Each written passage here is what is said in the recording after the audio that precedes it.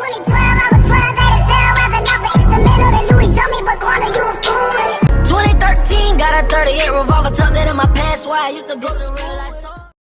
Hey yo, what up y'all? This is AJJ coming back with another video. Hey man, do you hear the excitement in my voice?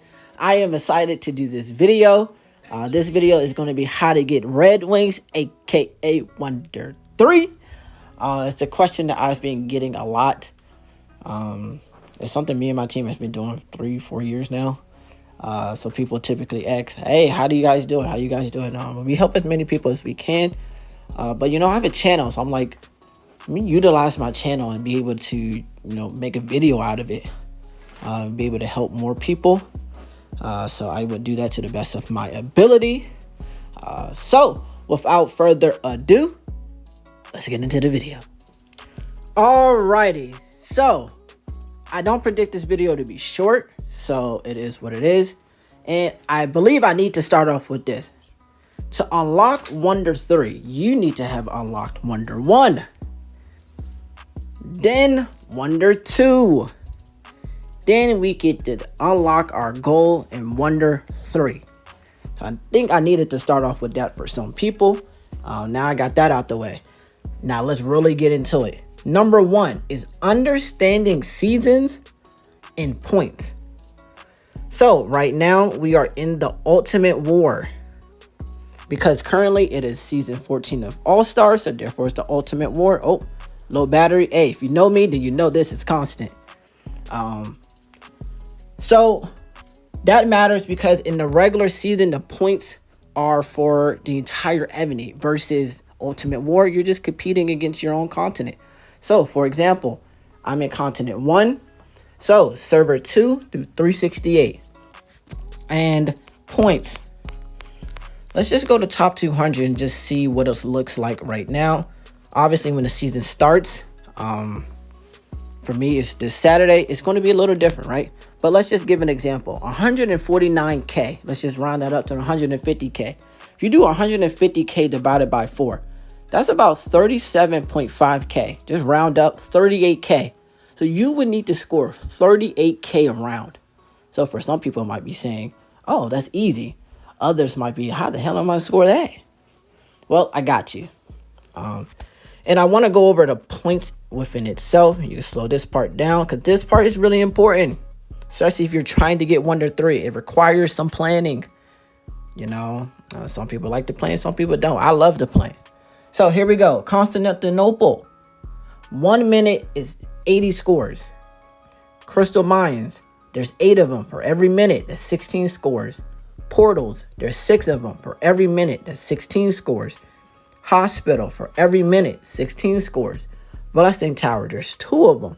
Every minute, 16 scores. Knights Hall, every minute, 32 scores. And what it does not show is Rally Hall. Every minute, 16 scores. Now you can see the kills. If you're killing troops, these are the points for that. And I want you to know, if you lose the battlefield, you do lose points. So win the battlefield. And I know that's not feasible for all, because you just simply lose, right? Everyone loses, or I believe everyone loses, right? So with that being said as well, let's get into number 2.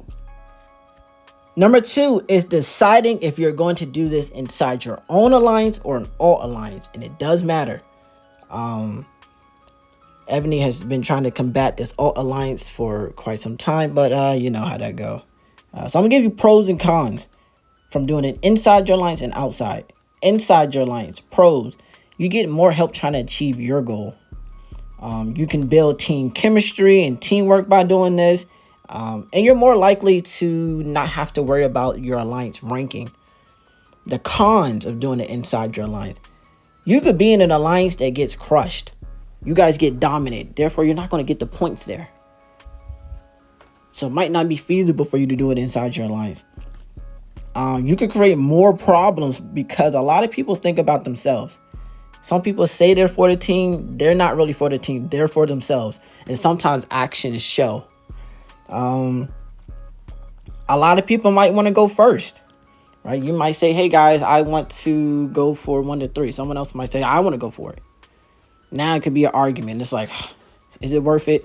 And frustrations during the actual battlefield itself. Some people haven't been in that doghouse. You haven't been in those situations where you have to adapt, or where things are getting, oh my gosh, do this, or you're not doing it right. You're not doing it right. And now you guys are kind of having an argument during the battlefield. Some alliances, you're not going to be good at the end of the day. Some alliances, you guys can argue. At the end of the day, you guys are cool. That matters. So a pro for doing it inside an alt alliance, you'll probably get an easier matchup. And you got to know how to work the system. Got to know how to get the points. That's essentially what it is. Get points. Con, it may not be as easy as you're thinking. Especially if you don't bring people to come help you. It's not that easy. Especially for everyone. It might be easy for that 20 billion K44 that has 6,000% buffs. Yeah, it might be easy for them. Good for you, right? But for the average Joe like me and my team, it ain't that easy. Another con is you might have to worry about sign-up power if you don't sign up enough power. It varies per continent. I would say to be safe, as of now, sign up 15, 20, 25 billion worth of power and win the battlefield. You'll probably rank. But that's just me blindly saying it now. You would have to look when the season actually starts. Look at the bottom team in ranking and look how much power they are. So now that we know that, number 3, tell your alliance. This is when you decide, are you doing it in your alliance or outside of your alliance? Tell your alliance, hey guys, I want to go from 1 to 3. Right? So everyone is notified. You can start to create a plan, right? Rather than Saturday comes, BOC comes, and you're going from 1 to 3, but no one knows you're going from 1 to 3. You don't want that. So that's number 3. Number 4 is understanding healing might be required. You're probably going to have to heal, especially if you want 1 to 3. Not everyone has 100 marches where you can just keep sending and you don't have to heal. Not everyone's like that. Some people you do have to heal. And if you want 1 to 3, you probably are going to heal, and it's okay. And your team is probably going to have to heal. So that's where this teamwork comes into play. Number 5, right? And we're almost there. We're almost at the juicy part. Number 5 is know your team's sign-up power. Know what time battlefield is. Know your team's skill level and their competence level. How many people are going to be playing in that battlefield? Your team's capabilities, such as how many marches do you guys have? How good are those marches in terms of buff and troop wise? Because knowing these details might make you reconsider doing it inside your own alliance. And for plan purposes, I'm going to have it where you're inside your alliance. And again, this is all dependent on each person's team, how many people you have and stuff like that. So you'll have to tailor this plan once I show it. So here starts the good part. Number 6 is designing a plan based on your alliance. Again, I can show you a plan based off of my alliance, but my alliance is my alliance. Your alliance is yours. You have to understand that. So meaning, again, how many people you have, how many marches you guys have, and you guys' competence level. Are you guys able to follow a plan? Are you not? Do you guys quickly get it? Do you not? Those stuff matter. It's not, trying to make fun of anyone or anything like that. You really got to understand and know those things so you could properly design a plan. So number 7, we can start actually planning now, is pick a hive spot. So you guys might want to hive, a particular place. You guys are probably used to hiving at a place, and you might not want to change that, right? So that's based on you. I'm going to show you where my team hives up based on our plan. And it's just a generic plan. It's just something I just put together in like 2 minutes. It's not going to be the plan that we use this week or anything like that. I just put it together specifically for this video. All right, now we're at the juicy part. This is the plan itself. I'm going to break this down so you guys can use it, adjust it, tailor it, whatever you need to do, right? So I'm going to ask questions and I'm going to answer it at the same time, right? So how many people do we have in this battlefield? So if you look to the left, you see the names. If you count the names, that's 20 people. So we're going to have 20 people in this battlefield. Number 2 is, who are we even pushing? Well, if you see at the bottom, it says owned by Zeus. So in this demonstration, we're pushing Zeus. 3, what buildings are most important? And this is how we do it. People, you might think certain buildings are more important than others. For us, these are the most important buildings for what we can do. Middle building, Knights, portal 1 through portal 6. And a lot of the times we don't reinforce portal 5 and the tower right next to it because we're next to it. So it saves us a march from having to reinforce it. And usually when you sit next to it, that's a portal that people typically don't mess with. So we don't reinforce it. And it's an extra march that we can have free because we don't have a million marches like everyone else. How many points will these buildings give? So if you look at this, this is for every 90 minutes. So I'm expecting to be able to reinforce these buildings and stuff for 90 minutes. Constantinople, 7,200 points. Knights, 2,880 points. Portals, 6 of them, 8,640 points. Mines, there's 8 of them, 11,520 points. Hospital, 1,440 points. Rally Hall, 1,440 points. Towers, there's 2 of them, 2,880 points. Total to be 36,000. And specifically for what I said earlier and showed earlier about C1 and 150k, basically, if you round it up, 38k you would need to score per round in C1. Well, this right here gives you 38,320. This gives you over for what you need. But I also didn't include kill points at all. No kill points. This is just straight buildings. So whether you are going to rally, whether you're going to solo, you'll eventually get more points just from joining rallies or soloing from kills.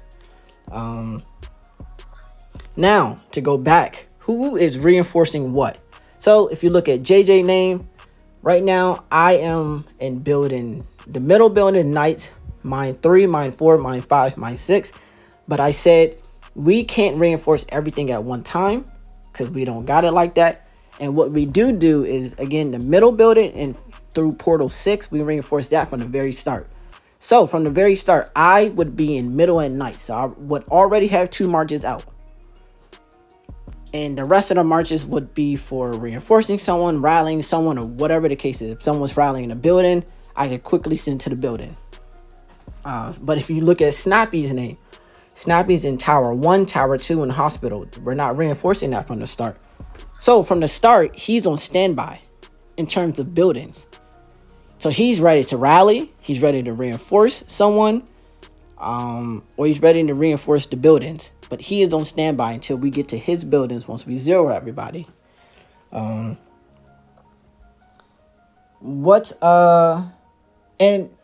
when it comes to like marches, this is where you have to know your team.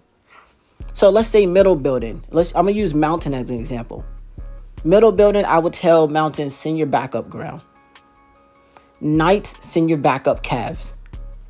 And Portal 1, send your backup archer. And those are the only buildings that he's starting up from the start.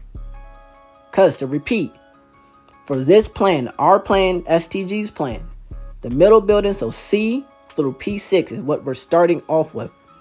So Mountain will be in 3 buildings at the start, and that's 3 backup marches for him. He has more troops than everyone else on the team. If you look at Lies, he will be in Portal 2, Portal 3, Portal 4. So he will be in 3 buildings at the start. So backup ground, backup cav, backup archer, right? So that's explaining that. And again, it varies per team.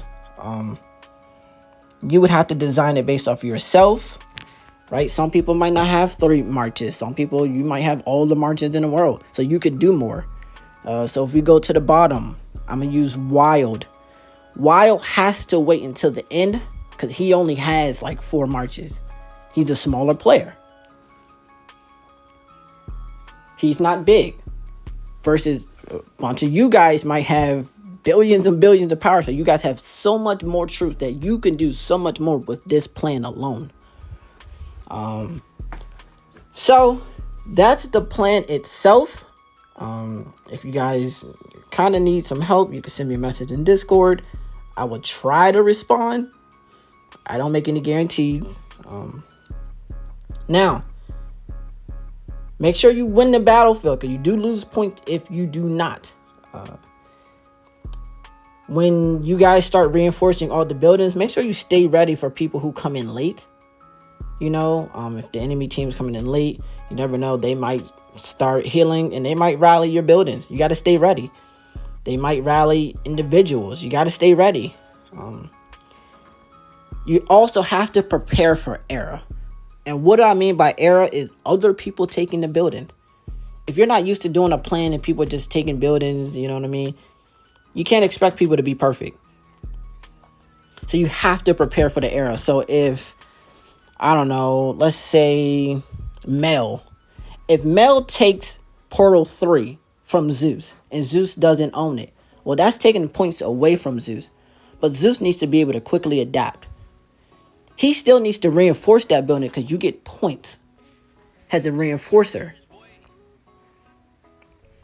It's 20%. So for Portal, it would be 3.2 scores every minute.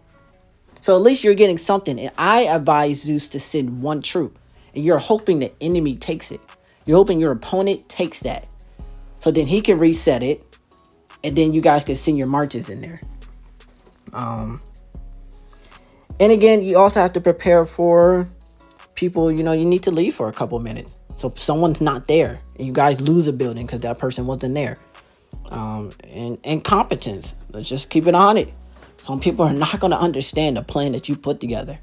You got to understand it. You got to be able to plan around that person. Not only that, the people who are not actively talking, right? Because it would be great as a battlefield itself. You're in voice call. People who are not actively talking, not actively there, you might have to leave them out. You know what I mean? You want to be able to fit them into the plan, but you might have to leave them out. It is what it is. So you need to be able to adapt. Again, the plan within itself, you have to make it based off of your team. But here is a plan of my team, and how my team's competence level in terms of, I know this person can reinforce this building. I know it's going to take this person a while to reinforce this building. So let me pair them with this person who's faster, who could be in that building. All of that stuff matters. And the last thing, make sure you thank your team. Whether you're successful or not, thank your team. It comes a long way. I make sure I thank my team. I shout out my team because I love my team. You know, my team, we have our good days together. We have our bad days together. But at the end of the day, we are a team, and we are Team STG. So, with that being said, I'll see y'all in the next one. These young bloods have to understand that this game has always been and will always be about buckets. And you know this, man?